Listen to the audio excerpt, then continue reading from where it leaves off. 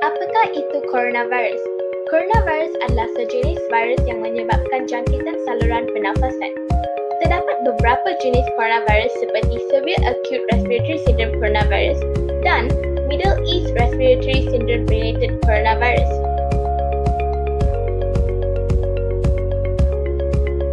Coronavirus terbaru yang ditemui di China adalah coronavirus 2019, COVID-19.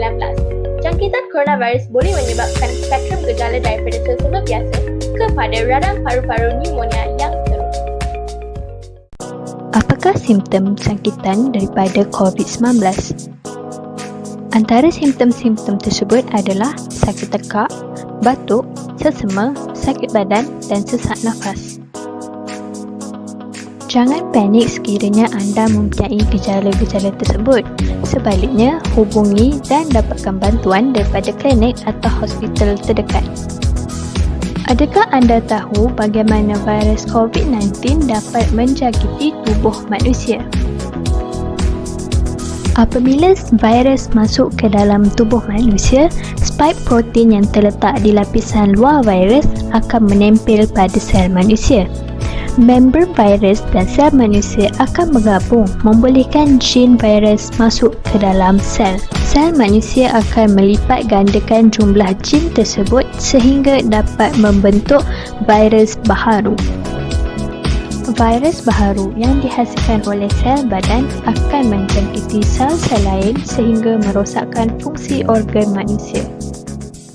Bagi mencegah penularan virus corona, Kerajaan Malaysia telah memperkenalkan Perintah Kawalan Pergerakan iaitu PKP. Terdapat 5 fasa PKP. Fasa pertama 18 Mac sehingga 31 Mac. Fasa kedua 1 April sehingga 14 April. Fasa ketiga 15 April sehingga 28 April.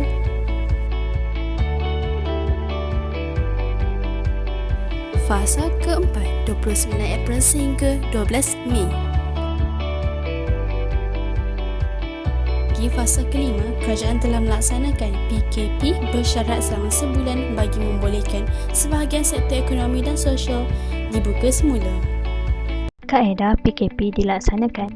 Pertama, larangan menyeluruh perhimpunan di seluruh negara termasuk aktiviti keagamaan, sukan dan budaya. Seterusnya, Sekatan Perjalanan Rakyat Malaysia keluar negara dan Sekatan Kemasukan Pelancong Asing ke dalam negara. Penutupan institusi pendidikan, permis kerajaan dan swasta juga dilaksanakan, kecuali yang terlibat dalam perkhidmatan penting seperti kesihatan, perbankan, pos, peruncutan dan keselamatan. Namun begitu, rakyat Malaysia yang masih ingkar arahan akan dikenakan denda sebanyak RM1,000 Malaysia jika didapati bersalah. Etika semasa Perintah Kawalan Pergerakan. Seperti yang dipaparkan di media massa, terdapat segelintir rakyat Malaysia yang tidak beretika sepanjang tempoh kawalan pergerakan.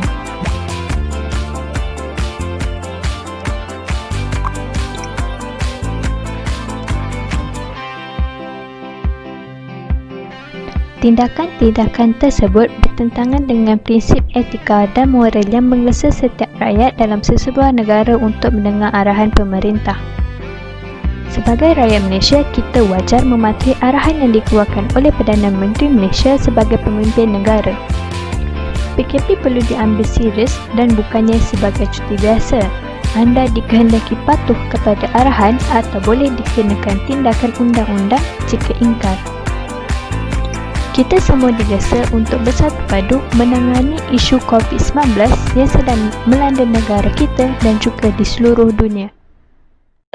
Kesimpulan, kita harus berganding bahu dalam menangani krisis ini dengan mengamalkan penjarakan sosial.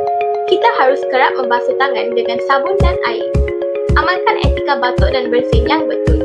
Gunakan pelitup muka apabila berada di tempat awam.